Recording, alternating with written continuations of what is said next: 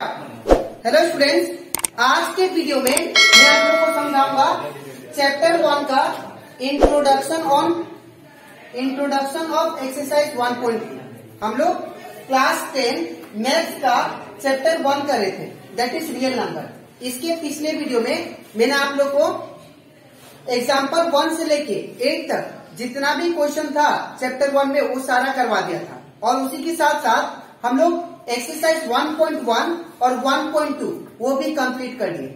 और मैंने आप लोग को रिवीजन 1 से लेके 5 तक उसमें का जितना क्वेश्चन था वो सारा करवा दिया।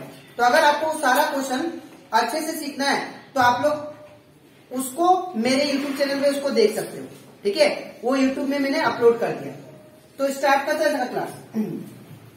हम लोग एक्सरसाइज 1.3 करने से पहले और एग्जाम्पल 9 करने से पहले आपको रेशनल नंबर और इरेशनल नंबर के बारे में कंप्लीट इंफॉर्मेशन चाहिए।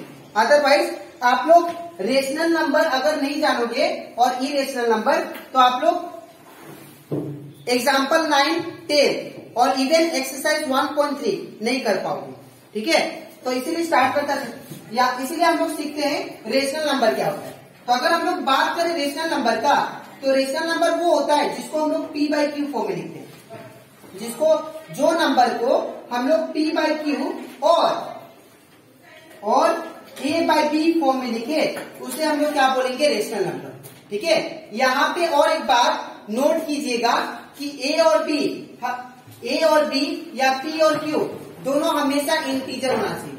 और इंटीजर क्या था, इंटीजर जिसमें माइनस वाला भी नंबर हो और प्लस वाला भी नंबर हो और जीरो भी हो, ठीक है। उसे हम लोग क्या बोलते हैं, इंटीजर, ठीक है।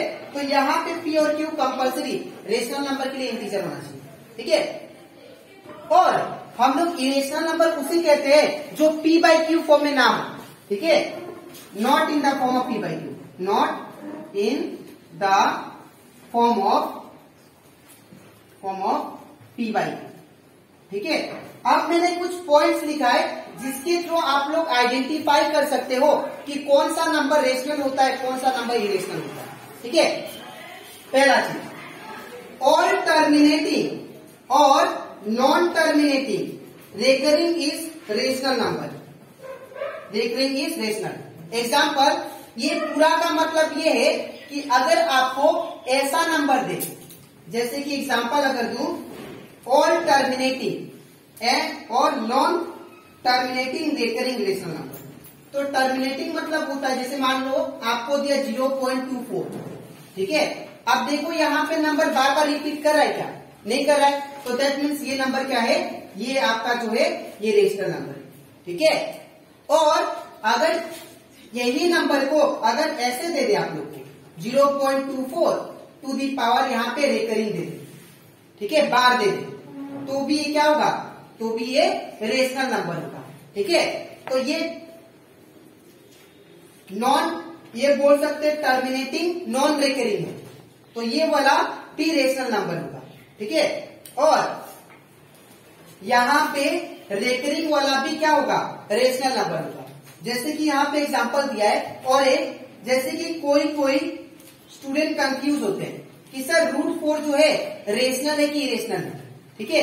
तो अगर आपको पता करना है कि रूट के अंदर जो नंबर होता है वो रेशनल है कि इरेशनल है, तो आपको ये स्क्वायर वाला कंसेप्ट पता होना चाहिए। जैसे 1 का स्क्वायर कितना होता है 1, 2 का स्क्वायर कितना होता है 4, 3 का स्क्वायर कितना होता है 9, 4 का स्क्वायर कितना होता है 16, और 5 का स्क्वायर कितना होता है 25, और 6 का स्क्वायर कितना होता है 36, 7 का स्क्वायर 49, और 8 का स्क्वायर 64, और 9 का स्क्वायर 81।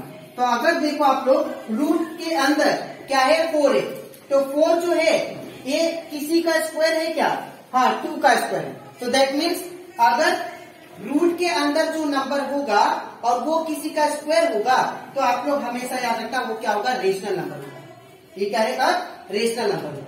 यहाँ पे 4 जो है ये किसका स्क्वायर है, 2 का है, तो दैट मीन्स ये 2 जो है ये एक टाइप का इंटीजर आया कि नहीं, तो दैट मीन्स ये क्या है, रेशनल नंबर, ठीक है। लेकिन वही अगर हम लोग बात करें दूसरा नंबर का, ठीक है, दूसरा नंबर बोल सकते हैं, जैसे कि मान लो आप लोग को बोल दिया कि बताओ √7 ये क्या रेशनल नंबर है कि इरेशनल है।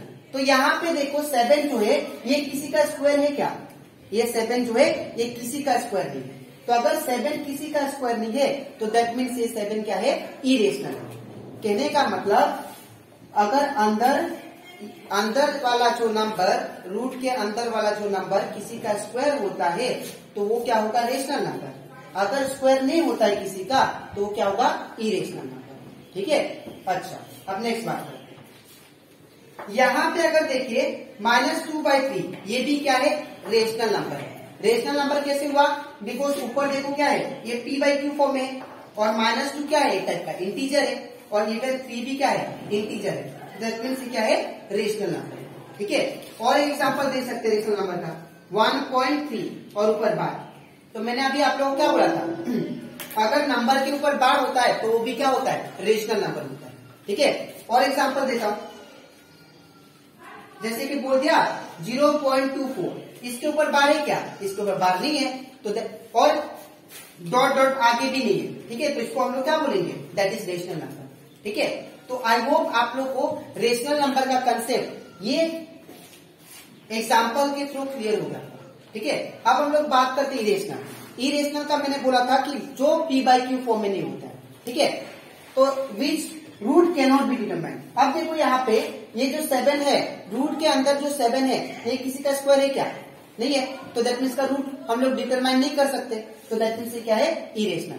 ठीक है। जिसका रूट हम लोग डिटरमाइन नहीं कर सकते वो क्या है, इरेशनल। जो भी नंबर का स्क्वायर, जो भी नंबर होगा अंदर रूट के अंदर, अगर किसी का स्क्वायर नहीं है तो दैट मीन्स वो क्या है, इरेशनल।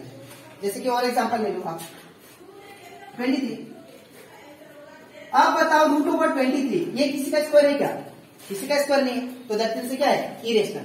लेकिन अगर बात करूं √25 दे दिया तो ये 25 देखो इसमें आ रहा है क्या, हाँ 5 का स्क्वायर है। तो अगर 5 का स्क्वायर है ये किसी का स्क्वायर है तो दैट मीन्स क्या होगा, रेशनल नंबर। अगर नंबर रूट के अंदर किसी का स्क्वायर नहीं होता है तो दैट मीन्स क्या है, इरेशनल। ठीक है। और एक बात, यहाँ पे all non terminating non recurring, जो नॉन टर्मिनेटिंग है। अब टर्मिनेटिंग मतलब आप लोग समझ लो क्या होता है।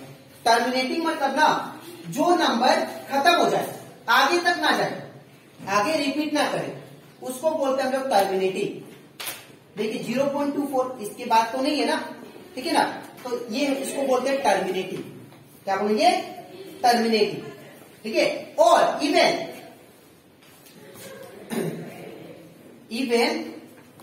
नॉन टर्मिनेटिंग वाला भी होगा। ठीक है। इसमें टर्मिनेटिंग और नॉन टर्मिनेटिंग वाला भी होगा। और इसमें देखिए आप लोग ऑल नॉन टर्मिनेटिंग और नॉन रेकरिंग। नॉन रेकरिंग मतलब जो नंबर के ऊपर बार ना हो। देखो इस नंबर के ऊपर बार है क्या, इस नंबर के ऊपर बार नहीं है। और ये देखो बार बार नंबर 2 रिपीट कर रहा है, ये डॉट डॉट का मतलब क्या है, ये और आगे जाना। ठीक है। यहाँ पे भी सेम √2 का अगर देखें 1.4142 ये चलते जाता है, तो ये भी क्या है, नॉन टर्मिनेटिंग नॉन रेकरिंग, इसलिए क्या है, इरेशनल है। यहाँ पे देखिए पाई का वैल्यू, पाई भी एक टाइप का इरेशनल नंबर है। अब कैसे हुआ, बिकॉज अगर हम लोग जानते हैं पाई का वैल्यू 22/7 होता है। ठीक है। 22/7 अगर इसको मैं डिवाइड करूं तो मेरा जो डिवाइड करने के बाद रिजल्ट आएगा वो कुछ ऐसा आएगा। तो यहाँ पे देखिए ये क्या है, ये नॉन टर्मिनेटिंग मतलब खत्म हो रहा है क्या, खत्म नहीं हो रहा है तो इसको क्या बोलेंगे, नॉन टर्मिनेटिंग। खत्म हो जाता तो बोलते हैं टर्मिनेटिंग। तो नॉन टर्मिनेटिंग, अब इसके ऊपर बार भी नहीं है तो नॉन रेकरिंग। तो नॉन टर्मिनेटिंग नॉन रेकरिंग जब होगा उसे हम लोग क्या बोलते हैं, इरेशनल। ठीक है। अच्छा, यहाँ पे भी और एग्जांपल लिया मैंने 4 नंबर √23। ये जो √23 है, ये रूट के अंदर जो नंबर है दैट इज 23, ये किसी का स्क्वायर है क्या, कोई भी नंबर का स्क्वायर नहीं है, तो दैट मीन्स क्या होगा, इरेशनल। ठीक है। अच्छा, यहाँ पे और एक तरीका है और एग्जांपल है, देखिए यहाँ पे ये नंबर क्या है, नॉन टर्मिनेटिंग, क्योंकि चलते जा रहा है ना, तो ये क्या हो रहा है, चलते जा रहा है और यहाँ पे बार भी नहीं है। ठीक है ना, तो नॉन टर्मिनेटिंग नॉन रेकरिंग, तो दैट मीन्स क्या हुआ, इरेशनल। ठीक है। तो आई होप आप लोग को रेशनल और इरेशनल का कंसेप्ट क्लियर हो गया था। ठीक है। तो इससे हम लोग का introduction that is of exercise 1.3 का इंट्रोडक्शन पार्ट खत्म हो जाता है। अब इसके नेक्स्ट वीडियो में मैं आप लोग को एक्सप्लेन करूंगा एग्जाम्पल 9 इस चैप्टर का। ठीक है, तो आज के लिए इतना ही, मिलते हैं नेक्स्ट वीडियो में, तब तक के लिए थैंक यू।